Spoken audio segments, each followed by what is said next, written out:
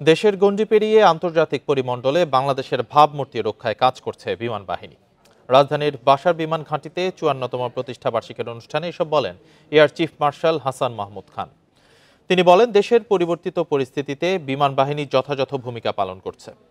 Bundle থাকলে প্রতি সেনমানিতে টাকা বাঁচবে। বিকাশ সেনমানি বান্ডেল কিনে জিতুন প্রতি লেনদেনে। এ সময় তিনি বিমান বাহিনীর এয়ার ভিশন স্কাইস অফ টুমোরোর উন্মোচন করেন। পরে বিমান বাহিনীর মান উন্নয়নে নেয়া নানা পদক্ষেপের কথা জানান তিনি। অনুষ্ঠানে বিমান বাহিনীর সাবেক ও বর্তমান ঊর্ধ্বতন কর্মকর্তারা অংশ নেন।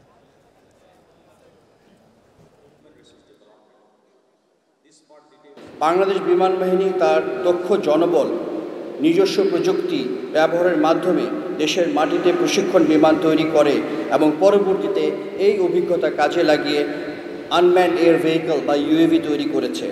ভবিষ্যতে আরও উন্নত প্রযুক্তির বিমান এবং ইউএভি তৈরি করাই আমাদের লক্ষ্য।